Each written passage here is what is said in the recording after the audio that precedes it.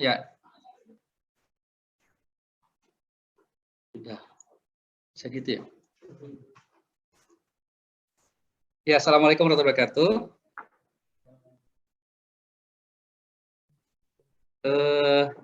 Oke ya sinyalnya. Kita buka dalam baca basmalah. Bismillahirrahmanirrahim. Alhamdulillah. Ini materi kuliah saya. Sebetulnya belum jadi materi kuliah, tapi udah diujikan ya. Jadi udah UTS, tapi belum diajarin. Jadi belajar sendiri akhirnya. Jadi baru dapat kuliahnya ntar setelah UTS. Akhirnya cari-cari info di YouTube aja gampang. Banyak teman-teman nanti bisa lakukan itu ya. Baik, namanya TOPSIS ya, one of multi-criteria decision analysis method. Nah, kurang lebih kira-kira kalau kita gambarkan begini. Kalau kita mau ada rapat, kan bingung nih mau beli buah jeruk, apa beli pisang, apa beli mangga gitu ya, apa beli kopi gitu. Nah, ada pilihan kan? Ada pilihan. Nah, kalau cuma milih begitu aja pasti kan kita beda-beda tiap orang ya. Ada yang pengen mangga, ada yang pengen kopi, ada yang pengen jeruk, ada yang pengen mangga. Nah, masing-masing orang punya perbedaan persepsi. Nah, agar sama persepsinya setiap orang, maka dibuatlah metode pengambilan keputusan ya dengan menggunakan TOPSIS. Apa itu TOPSIS?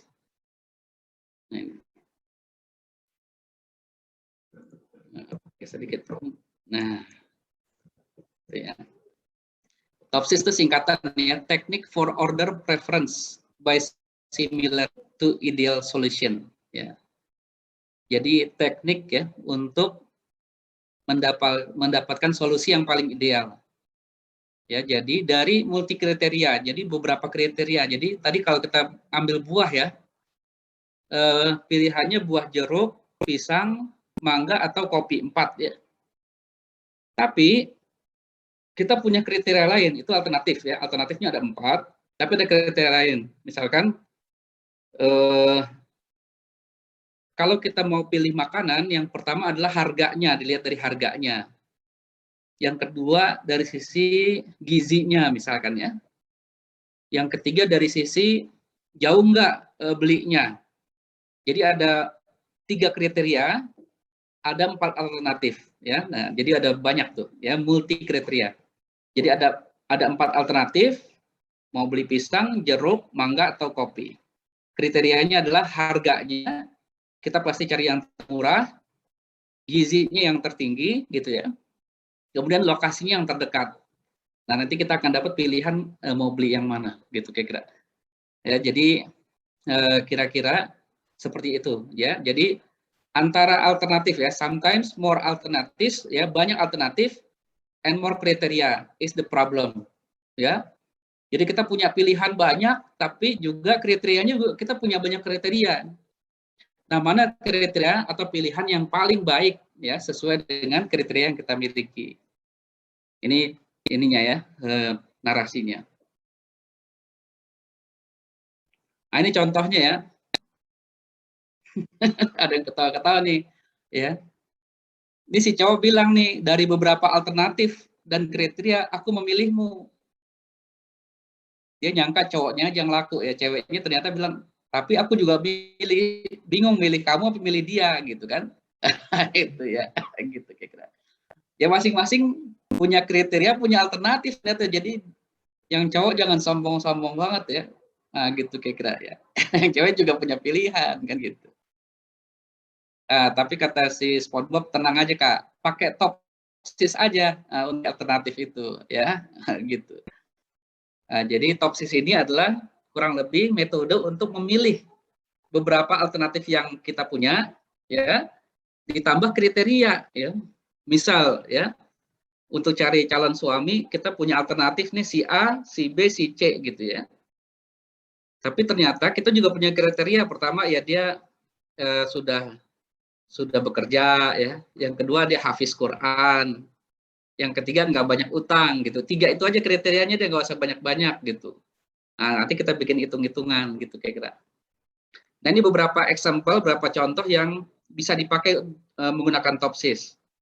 Misal, memilih satu dari beberapa calon kandidat karyawan. Misalkan nih, HC ya, ada beberapa calon pelamar.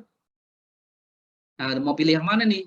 Ya, sama-sama ya, keluaran kampus mana, segala macam, kemudian kemampuannya apa. Tapi kita harus tetapin dulu kriterianya. Ya, kriteria untuk menerima seorang karyawan itu apa? Dia komunikasinya bagus, minimal D3, misalkan kayak gitu ya. Bisa juga dipakai untuk memilih karyawan terbaik. Ini TOPSIS ini ya. Karyawan baik nih, misalkan. Oh, tapi dari sisi apa? Misalkan harus kita sepakati, misal kehadirannya, kinerjanya, ya, apa namanya, nggak bolos misalkan, nggak banyak utang misalkan ya. Ini contoh. Atau memilih lokasi kantor, ya bisa juga. Misalkan zakat sukses mau beli gudang. Nah, gudangnya itu ada berapa alternatif ya. Ada gudang di jalan A, di jalan B, jalan C. Tapi kita sama-sama bikin kriteria, ya. Kriterianya sama-sama bahwa kalau kantor itu pertama dia di pinggir jalan. Ya, yang kedua ya strategis ya, yang kedua murah kan gitu ya, harganya lebih murah. Yang ketiga sertifikatnya harus SHM. Nah, ini contoh ya, contoh. Atau kita bisa juga menggunakan ini sebagai cara untuk menentukan program terbaik. Tadi kan dibicarakan di sini tadi ya, pagi-pagi memilih program yang terbaik itu gimana caranya kan?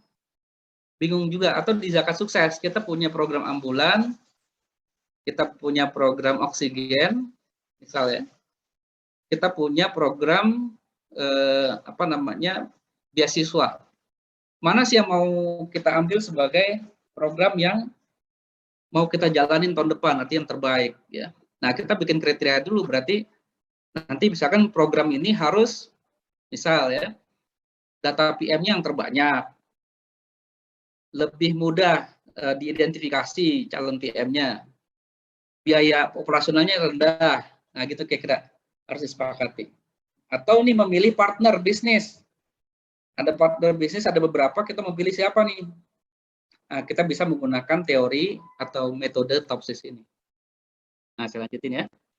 Jadi yang penting kerangkanya tahu dulu teman-teman sekalian bahwa TOPSIS ini digunakan untuk memilih ya beberapa alternatif dengan kriteria tertentu.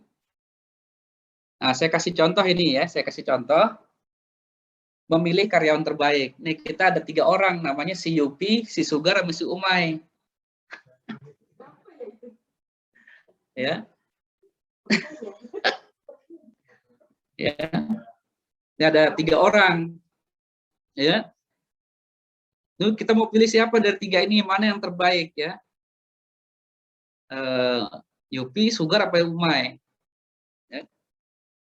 Nah, pertama kali harus ditetapkan oleh kita adalah kriteria karyawan baik apa? Nah, coba teman-teman kasih masukan. Satu orang satulah misalkan. Karyawan terbaik apa contohnya? Kriterianya. Jadi saya kasih contoh ya. Contohnya absensinya, progres kerja, knowledge sharing dia mau serius, keinginan belajar, bersedia ikut pengajian rutin. Ini contoh. Nah, coba teman-teman ada usul nggak kira-kira untuk memilih karyawan terbaik tuh kira-kira gimana caranya? Rajin lembur, Pak.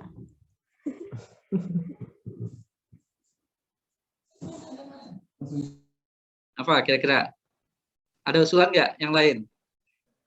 Datang pagi. Nah, kalau nggak ada saya lanjutin dulu ya.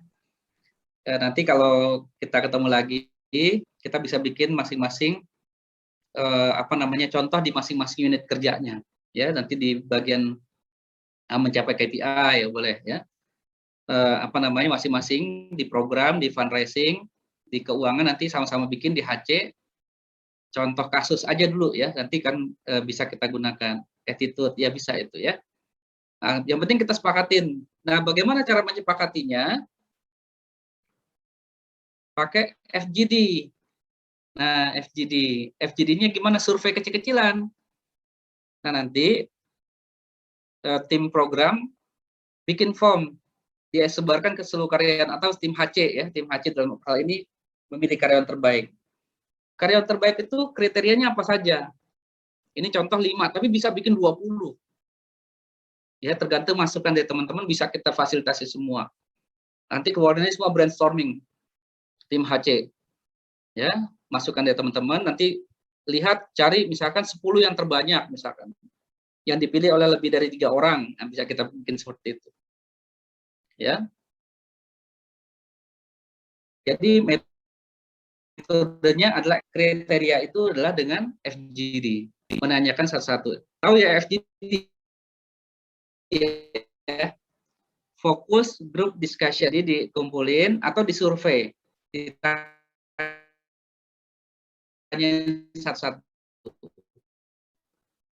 Ya, kriterianya apa? Nah, step-nya. Nah, ini ya. Pertama, setelah kita ketemu bobot, ini contoh ya, yang saya bikin adalah, nggak kelihatan, mundur dulu ke atas. Sini. Nah, kita bikin ya, kriterianya adalah kehadiran. KPI tadi ya, progres kerja, indisipliner, yang mungkin berantem di kantor ya, bisa indisipliner. Keinginan belajar, melakukan kesalahan, ini contoh ya. Nah, kemudian setelah kita dapat 5 kriteria ini, kita bikin bobot. Ya, menentukan bobot masing-masing kriteria. Caranya gimana? Di FGD lagi. Jadi setelah tadi kita bikin FGD pertama, dapatlah 5 kriteria. Nah, kemudian kita FGD lagi, setelah dapat 5 ini, kita tanyain lagi sama teman-teman.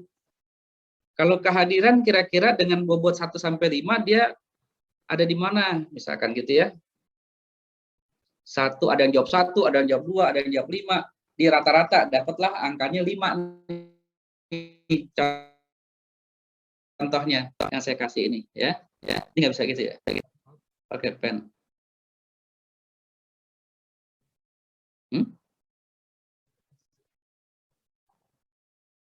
Oh, beda nih. Ya, jadi ini contoh. Kehadiran setelah di rata-rata, ya misalkan Mbak Uli, menurut Mbak Uli, kehadiran berapa tingkatnya? Penting, sangat penting, cukup penting, kurang penting, atau tidak penting? Oh, menurut Mbak Uli, cukup penting 3. Alfian, sangat penting. Akbar, sangat penting. Setelah di rata-rata semuanya, dapatlah sangat penting. Ternyata kehadiran nomor 5. Progres kerja. Menurut Bu Romlah gimana? Misalkan Bu Romlah sangat penting. Ya, misalkan menurut GIS misalkan kurang penting. Nah, di rata-rata menjadi dapatlah angka 4 nih. Ya, contoh aja ya. Penting. Kemudian indisipliner. Itu mah jarang-jarang lah orang berantem di kantor. Udah 3 aja gitu ya, kira-kira begitu ya. Setelah di rata-rata cukup pentingan. Keinginan belajar penting nih, karena kita harus inovatif ya. Berarti kesalahan nggak boleh kita bikin kesalahan misalkan, berarti 5. Nah, ini berarti disepakati bersama ya, sama kita semua disepakati. Nah, atas dasar inilah kemudian kita menyamakan persepsi. Jadi nggak boleh lagi memilih buah jeruk, mangga atau kopi itu berdasarkan selera, tapi berdasarkan kriteria yang dibuat bersama. Gitu kira-kira ya. Nah, setelah kita dapat bobot ini, langkah keduanya adalah kita membuat matriks. Wah, udah. Ini gimana ya biar dia nggak nongol bawahnya nih. Nah, jadi setelah kita punya ini ya,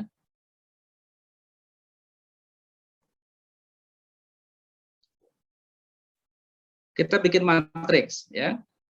Oh, si Yupi ini, Yupi ya. Kita tanya lagi sama teman-teman kita semua nih, kan kita mau menilai si Yupi. Gimana pendapat Anda tentang Yupi kehadirannya? Oh, 3 ya, cukup dia. Progres kerja nggak terlalu bagus ya. Indisipliner, oh dia nggak pernah berantem ya. Keinginan belajar cukup, kesalahan dia cukup, dia pernah melakukan. Sugar, nah kayak gini ya, dapat angkanya. Ini juga berdasarkan survei, ya berdasarkan FGD. Nah, ini juga bisa teman-teman lakukan untuk bahan skripsi nanti. Ya, buat skripsi. Menentukan mana sih program dari lembaga zakat yang paling baik di mata masyarakat. Bisa begitu. Ya. Jadi teman-teman nanti bisa bikin skripsi itu kira-kira judulnya begitu. Memilih atau program terbaik lembaga zakat di mata masyarakat dengan menggunakan metode TOPSIS. Pakai bahasa Inggris tapi TOPSIS-nya biar keren, ya kan? Itu contohnya, ya. Ini dapat matriks kayak gini ya. Nah, kemudian setelah ini udah mulai angka. Jadi pokoknya deskripsinya keren dah ya. Pokoknya ada hitung-hitungan lah ya. Yang step ketiga adalah membuat matriks keputusan ternormalisasi. Maksudnya apa? Kalau kita lihat yang sebelumnya, ya, ini angkanya kan antara 1 sampai 5. Ya, jadi nggak terlalu bagus angkanya. Ya, jauh bedanya antara 1 ke 5. Nah, bagaimana caranya biar dia angkanya berdekatan? Nah, menggunakan rumus ini ya. Caranya gimana nanti saya pakai ini aja, pakai X, jadi nggak usah khawatir ya. Jadi sebenarnya nanti kita dapat matriks baru ini menggunakan matriks yang lama ya. Matriks yang lama XIJ ya. XIJ itu adalah unsur matriks baris ke I, kolom ke J. Ya, misalkan nih si Yupi di matriks ini nomor 3 ya. Kehadiran 3 ini matriksnya ya, I, J 1,1 berarti baris ke 1, kolom ke 1 adalah angka 3 ya. Nah, itu ada pembaginya yaitu X kuadrat IJ dijumlahin ya, itu dapat total di square, apa namanya, akar kuadrat ya, itu dapatlah angka ini nih, pembagi nih 4,123 ya. 4,123 ini adalah akar dari penjumlahan kolom ini nih, kolom 3 kuadrat ditambah 2 kuadrat tambah 2 kuadrat, dapatlah angkanya 4,1231. Kemudian mendapatkan angka 0,7276 ini dari mana? Dari angkanya si Yupi. Yupi berapa? 3.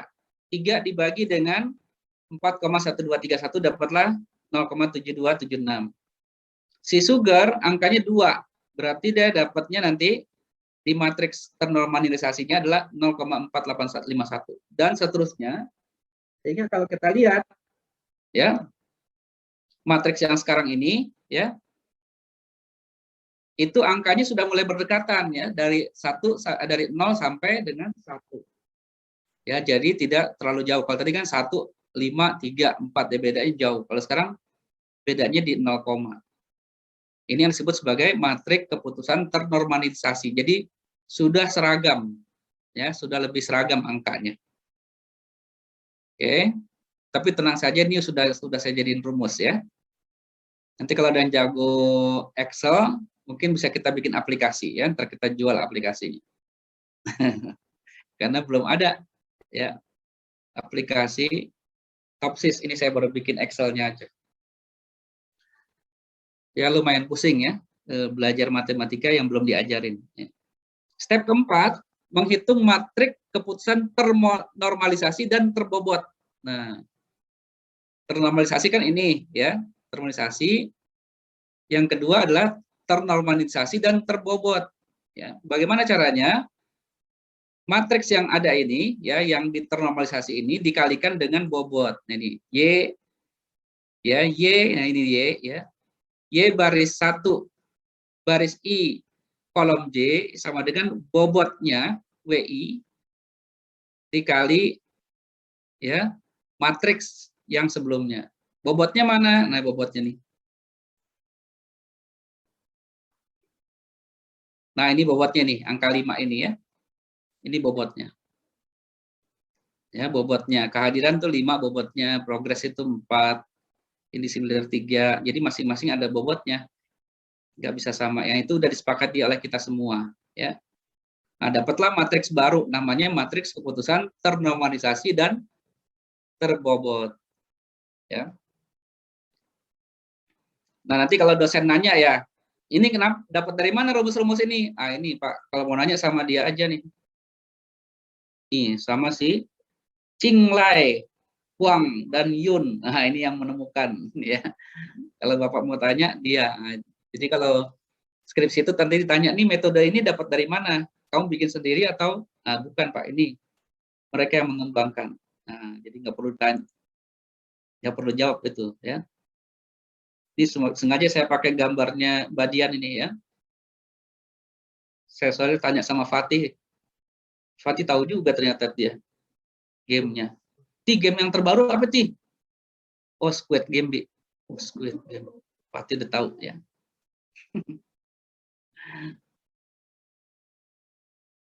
Nah, nih, mana tadi di sini. Step 4, setelah kita dapat keputusan ternormalisasi dan terbobot, step 5 aja adalah mencari solusi ideal positif dan solusi ideal negatif. Ya. Dari mana dapatnya? Dari maksimum dan minimum. Ya. Nilai ini nih. Ya. Jika atributnya keuntungan, maka diambil yang terbesar max-nya. Tapi kalau atributnya biaya, maka yang diambil yang paling minimum, ya. Nah, kita lihat di sini di kehadiran, ya. Kehadiran itu yang paling tinggi nilainya mana? Maksimum. UP ini ya, 3,6. Nah, dapatlah angka 3,6 maksimumnya. Minimumnya berapa? 2,4254. Nah, itu minimumnya. Progres kerja juga gitu, yang paling tinggi adalah yang 3,3, yang paling rendah adalah 0,6761. Nah, kalau indisipliner, kebalikannya. Kenapa? Karena dia nilai pengurang, ya kan? Nilai pengurang. Kalau bahasa aplikasi, dia costly, ya, ada biaya. Jadi, walaupun di sini tulisannya max, ya, maksimum, tapi yang diambil adalah minimum. Sama misalkan harga rumah, ya, harga kantor. Yang 5.000, yang 5 juta sama yang 1 juta pasti kita pilih yang 1 juta gitu ya. Jadi diambil minimumnya. Nah, dan sama kesalahan juga dianggap sebagai pengurang nilai ya. Nah, dapatlah angka seperti ini ya.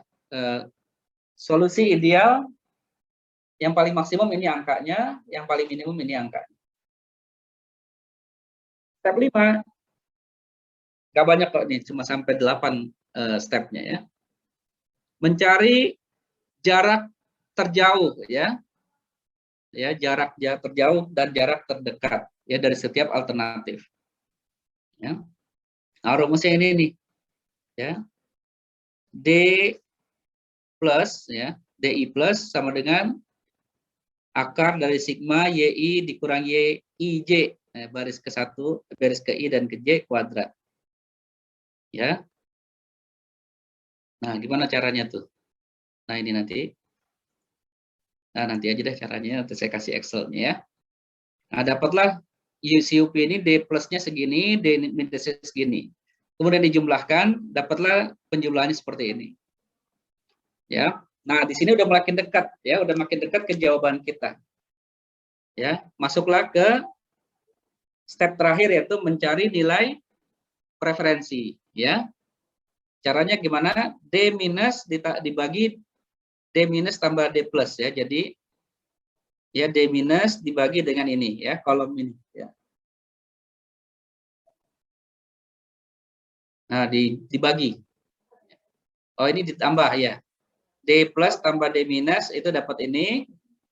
Nah, kemudian D minus dibagi D minus plus. Ya, dapatlah CUP nilainya 0,2139, si sugar 0,5984, si umai 0,6784.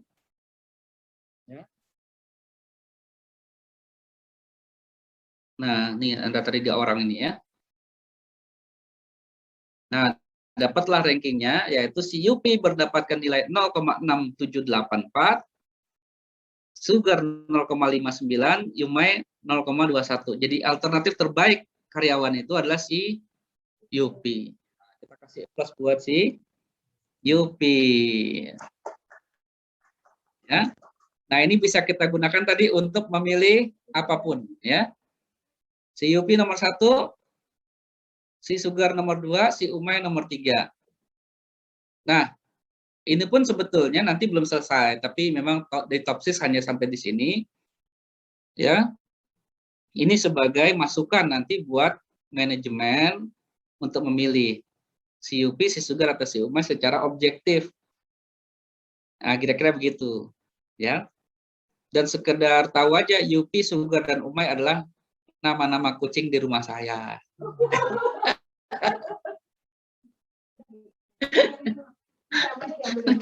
Ya, si Yupi ternyata yang paling baik, saudara-saudara. Nanti saya tampilin fotonya si Yupi, ya. Ya, oke. Sampai sini ada pertanyaan? Tenang, nah, saya sekarang tampilin itunya Excel-nya, ya. Gimana nih? Ini stop share dulu ya, stop share. Excel. Ini dia. Nah, ini rumus yang saya bikin, ya. Nah, ini jadi nanti teman-teman tinggal masukin angka-angka ini aja. Pertama yang dilakukan adalah pastinya menentukan dulu kriteria. Nih, dilakukanlah FGD. Ini memang angkanya ya, cuma 5 kriteria.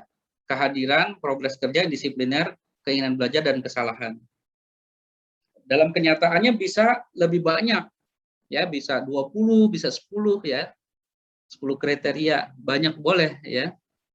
Misalkan sekarang yang paling banyak dipakai ini sekarang di perbankan adalah memilih aplikasi kredit yang akan disetujui. Nah, itu digunakan. Ya, dengan kriteria-kriteria pasti sudah dimiliki. Mereka pakai. Nah, sekarang ini yang saya alami di perbankan belum pakai ini sebetulnya. Ya, mereka cuma pakai feeling doang nih dari sisi yang mana yang paling menguntungkan. Tapi kalau dengan menggunakan ini bisa digunakan. Nah, jadi kalau teman-teman nanti ada penelitian ya, penelitian tentang memilih sesuatu, ini bisa digunakan. Nah, ini bisa juga digunakan saat ini yang sudah ada penelitiannya, misalkan memilih cabang terbaik. Ya, memilih cabang terbaik dari seluruh kantor-kantor yang dimiliki oleh perbankan. Menggunakan ini bisa. Atau memilih lembaga zakat terbaik. Nah, bisa juga. Ya, bisa juga kita pakai ini. Ya. Memilih jurusan terbaik. Nah, bisa juga. Ya, jadi nanti tinggal dimasukin ini angka-angka ini. Kemudian juga bobotnya, bobot ini sebenarnya terserah juga mau 1 sampai 5 atau 1 sampai 9, 1 sampai 3 is okay, nggak masalah. Tapi kalau 1 sampai 3 nanti kadang bias. Orang milihnya bias, tapi nggak apa-apa. Terbatas pilihannya. Ya, kemudian bobot ya, bobot, kemudian juga ini memilih angka-angka ini ya. Nah, ini sampai ke bawah. Nah, ini ya, termomisasi. Jadi kita inputnya cuma ini doang nih. Angka ini yang kita input. Ya, sama ini. Setelah kita input, langsung keluar hasilnya alternatif terbaik si Yupi. Ya. Saya sudah bikin juga untuk memilih gudang nih. Pemilihan lokasi gudang. Ini contoh ya. Pemilihan lokasi gudang yang biasanya kriterianya adalah ini, lokasinya strategis atau tidak, luas tanahnya pasti kita cari yang paling luas, harganya yang paling rendah, ya kan, ukuran gedungnya, ya, kemudian risikonya, ya, dan segala macam nih. Kemudian ini contohnya, oh ada lokasinya yang bagus nomor 4, A ya, lokasi A nomor 4, B 2, C 3. Luas tanahnya segini. Nah, dapatlah kemudian Ranking satunya adalah gudang A akan kita beli. Nah, contoh kedua nih kemarin saya yang tugas saya tuh ini.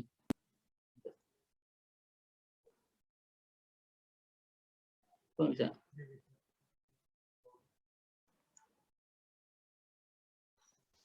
Nah, ini kemarin saya memilih alternatif pengelolaan minyak jelantah dengan metode Topsys. Ya, ini bisa jadi skripsi teman-teman ya, data udah ada kita ya. Bobotnya kriterianya kemudahan, keuntungan ekonomi, biaya pengelolaan, efektivitas program, risiko. Alternatifnya bisa dengan penegakan hukum. Siapa yang tidak mengumpulkan minyak jelantah dihukum penjara, ya, atau kita menggunakan pemberdayaan masyarakat atau menggunakan biodiesel. Mana yang paling baik? Nah, setelah dilakukan penelitian, ternyata yang paling baik adalah pengolahan biodiesel. Ini contoh. Baik, dari saya cukup sekian. Ya, ada pertanyaan nggak?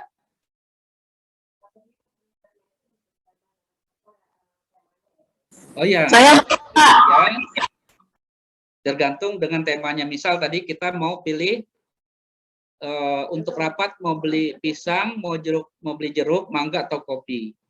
Nah, kriterianya harus disepakati. Misalkan, oke, kriterianya adalah pertama yang paling murah, kedua paling enak, yang ketiga paling dekat belinya, ya kan? Yang keempat yang paling bergizi. Nah, ini contoh, tapi itu harus disepakati bareng-bareng, ya, sepakati bareng-bareng. Itu namanya tadi apa namanya kriteria, ya. Dari situ kita masukin hitung-hitungan, dapatlah keluar angka tadi ya, apa namanya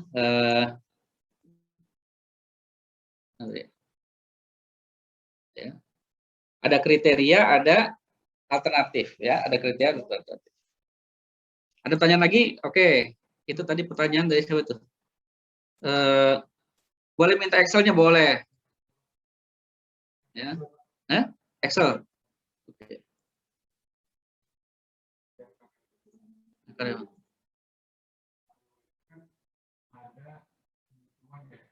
Udah ada nih kriterianya kehadiran, proses kerja dan sebagainya. Iya. Terus untuk menentukan bobotnya itu FGD ya? FGD. Nah, untuk masing-masing itu tahu misalkan kehadiran UP itu tadi bobot berapa, itu gimana Pak? Ya. Lihat data. Ya, ini ya angka ini 3 ini.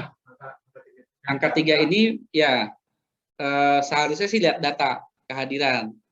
Ya, misalkan kehadirannya adalah dari 1 bulan kehadiran full 100%. Berarti angkanya 100%. Ya, jadi bukan angka, kalau ini kan persepsi semua nih yang kita gunakan. Seharusnya misalnya mungkin ya, seharus di sini adalah 100%. Gitu. UP 80% kehadiran. Bisa begitu. Ini 50%. Nah, nanti hasilnya beda lagi nih. Siapakah karyawan terbaiknya? Karyawan terbaiknya 2 nih, antara UP sama si Sugar sama nilainya. Gitu. Nilainya sama nih. Ya. Tinggal silakan UP sama Sugar sweet. Nah, siapa yang paling baik? Nah, gitu kira-kira. Itu contoh ya. Jadi ini kehadiran, sebisa mungkin data yang kita punya adalah data yang real. Ya, kayak tadi misalkan harga. Ya, harga tanah. Progres kerja, misalnya progres kerja nih KPI tadi ya, Solah tadi usul KPI. Nah, misalnya progres kerja dia 80%. Bisa juga. Si Sugar progres kerja 100%. Si Umay 90%. Nah, misal. Dari mana? Ya pasti dari data, ya. Nanti hasilnya bisa berubah lagi. Nah, ternyata yang terbaik masih UP dan Sugar, saudara-saudara sekalian. Ya. Ya. Nah. Ya. Bisa nanti kalau udah ketemu sama ini tinggal ditambahin aja nih, bisa ditambahkan, berarti apa namanya selain apa namanya kriteria dan alternatif ini bisa kriterianya ditambah. Ya. Misalkan apa namanya ini kan apakah dia pernah sakit misalkan ya. Bisa juga ya. Kalau dulu di BSM ada tuh. Kalau karyawan yang sepanjang tahun tidak pernah sakit, dia dapat tunjangan 1 kali gaji. Enak banget ya bukan? Maaf ya. Jadi karyawan yang nggak pernah sakit selama 1 tahun itu dapat tunjangan 1 kali gaji. Lucu juga ya.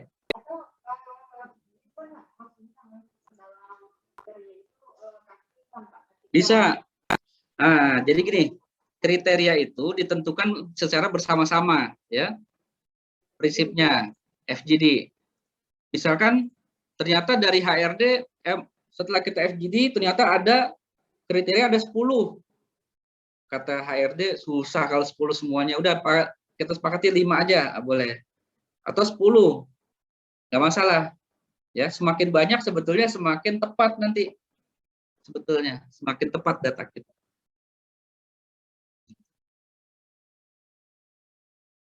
Ada lagi pertanyaan?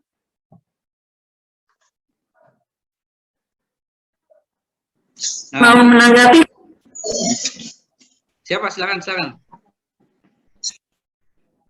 Ya, tadi ada yang mau nanya dulu. Ya. Oh, nggak ada, ya. Ini Pak, saya ingat film Moneyball. Itu bagus tuh Pak filmnya. Jadi kisah tentang apa namanya pelatih baseball. Dia mau mencari pemain tim tapi dengan budget yang terbatas gitu. Jadi dia nggak bisa Pak cari pemain-pemain yang dia tuh udah terkenal terus juga secara skillnya memang bagus. Jadi dia cari pemain-pemain pakai Excel. Jadi pakai rumus dia hire orang statistik gitu buat mencari pemain-pemain yang dia tuh secara mungkin orang-orang nilainya jelek gitu. Ada yang dia cacat kakinya, terus ada yang udah hampir pensiun, ada yang pokoknya punya kekurangan, tapi secara statistik dalam setiap permainan tuh dia mencetak angkanya tuh tinggi gitu. Yeah. Jadi dia pakai statistik permainannya itu saya jadi bagus filmnya, nanti kapan-kapan kita nonton bareng ya. Moneyball ya. Tapi teman-teman sekalian, TOPSIS ini adalah one of multi-criteria decision analysis method. Jadi masih ada lagi metode-metode lain yang bisa digunakan ya, masing-masing pasti ada kelebihan dan kekurangan. Saya belum ketemu ya kelebihan atau kekurangan.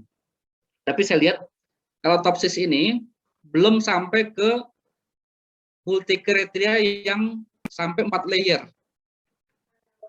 Kalau tadi kriterianya kan cuma putus lagi kayaknya saya nih. Putus nggak? Oh enggak ya. Kalau ini kan kriterianya cuma 2 nih. 1 tingkat ya. 1 tingkat. Ada namanya satu lagi namanya AHP ya. Analytic Hierarchy Process. Nah, itu lebih kompleks lagi. Saya kasih ini aja ya. Gambaran aja, nggak usah dijelasin. Nanti kapan-kapan ada waktu saya kasih namanya AHP. Ini tugas saya nih, tugas kemarin ya.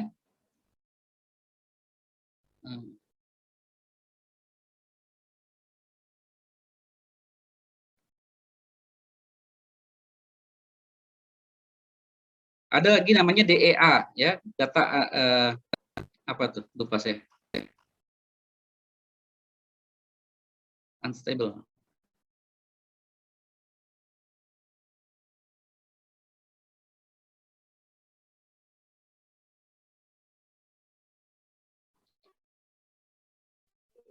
Ya, insya Allah gitu aja dulu ya. Ini udah mau maghrib nih. Ada lagi yang mau ditanyain?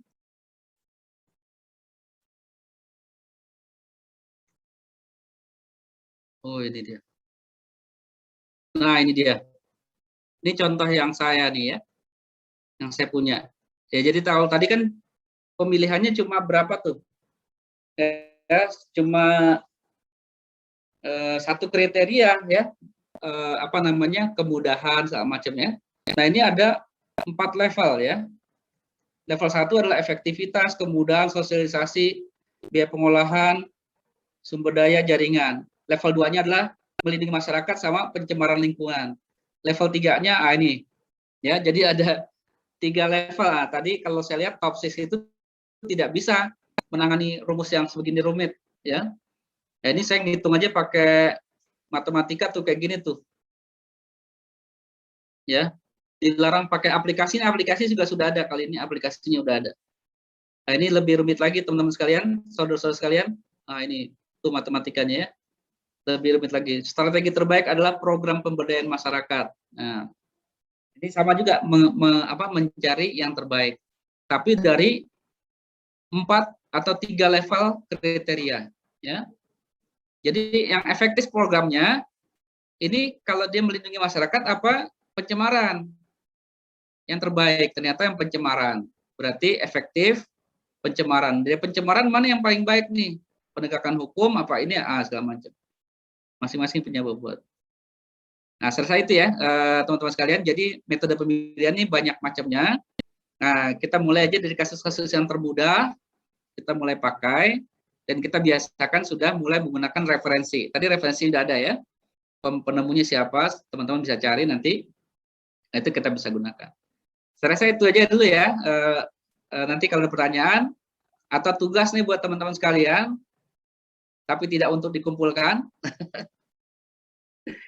tugasnya adalah teman-teman bikin atau lihatlah problem di masing-masing unit kerja, ya. Kemudian tentukanlah apa namanya pilihannya mau memilih apa. Kemudian kita bikin survei kecil-kecilan aja. Jadi nanti tim keuangan misalkan ambil satu tema, bikin kuesioner ke semua orang, silakan isi. Ya. Tim program juga gitu, bikin kriteria-kriteria atau bikin alternatif, kirim ke semua orang, kita bikin. Nanti satu saat hasilnya akan ketemu, oh inilah progresnya, ya, apa program yang terbaik. Kalau fundraising misalkan metode terbaik, belum tentu sahabat zakat itu adalah metode yang terbaik, belum tentu. Kan kemarin baru dilihat dari sisi penerimaannya doang, ya, belum lihat dari biayanya dan segala macam. Saya rasa itu dari saya cukup sekian. Assalamualaikum warahmatullahi wabarakatuh.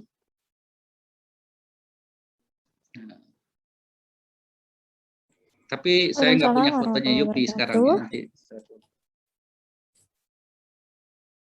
Baik. Belum ada kayaknya.